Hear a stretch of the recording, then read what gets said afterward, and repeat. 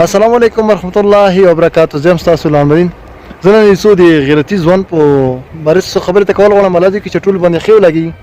خبرې هغه دغه دي چې دا موږ ته سپورټ کول پکار دی. تاسو به چې دې کې څه رقم سپورټ دی خو موږ ته ډېر سپورټ یې وکړو. سپورټ یې داسې چې موږ کوم د یورپ کې کنټري دی ناروې یخ په چې څوم هم سامان دی هغه موږ ته بایکاټ کول پکار دی. چا خوصل نه دی درته پکول چا موږ ونخلو ولې چې موږ چې دوی ناروې ته پاته ولګي چې دوی اسلام څومره سر نه تېر دي او اسلام سره څومره مینه کوي، خپل کتاب او خپل مذهب سره څومره مینه کوي.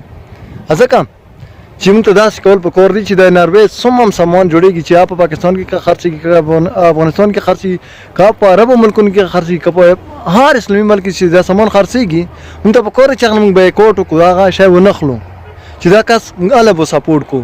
دا موږ نه سپورټ چې دا موږ تصویر شیر کړو یا څه شی، دا موږ ته پکار دی چې دا موږ په پروفایل هم ولګوو چې مخکې دا تصویر هم شیر کړو، د ویډیو هم شیر کړو. دا هم ورته پکار دی.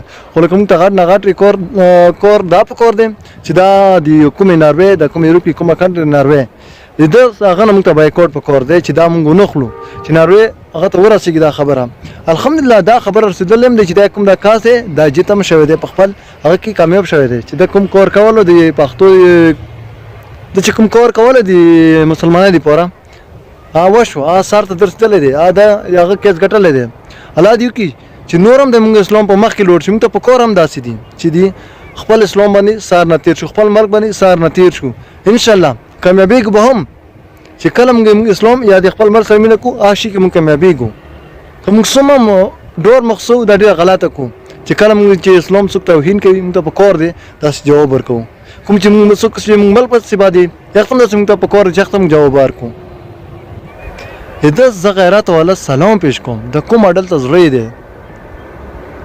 که چېرته موږ د اسلامي ملک به ته وایم چې هر اسلامي ملک کې که چېرته موږ په مخکې چا کرونا شوی مشکله دی چې موږ ورنې حمله کړې وای بیا دا ظالم به یا د کافرو غوټ ماز ملکونو کې د خپل اسلام ته دومره جذبه ښیي چې زه دومره خپل اسلام سره مینه لرم. زه دا کس ډېر زیات اپریشیټ کوم، زه ډېر زیات ورسره مینه لرم. بس دا ټول څومره کتونکي دا ویډیو چې ګوري که نه دا کس تصویرونه دومره شیر کړي، دومره په پروفایل ولګوي، دومره شیر کړي که نه چې دا کس د موږ بل هم داسې غیرتي ممکن نور هم داسې غیرتیان زیات شته چې څوک هم موږ اسلام توهین کوي چې د نه مخکې جواب ورکوي چې ورته پاته ولګېږي چې د اسلام سره څومره مینه لري او خپل مذهب سره څومره مینه لري. زه خلک ورنه لیکي هیرو مړه هیرو خو مړه ګپ دی هسې پې هیرو څه شی دی. زه دا وایم چې دا یو چې څومره موږ څه ترک وکړو که نه دا ډېر کامه دی. الله دې وکړي چې دا ویډیو تاسو په ټولو باندې خلک لیدلي وي چې څومره بس تر بلې ویډیو پورې خپل المدینې ورته ورکړي. عزت د الله په امان. السلام علیکم ورحمت الله وبرکاته.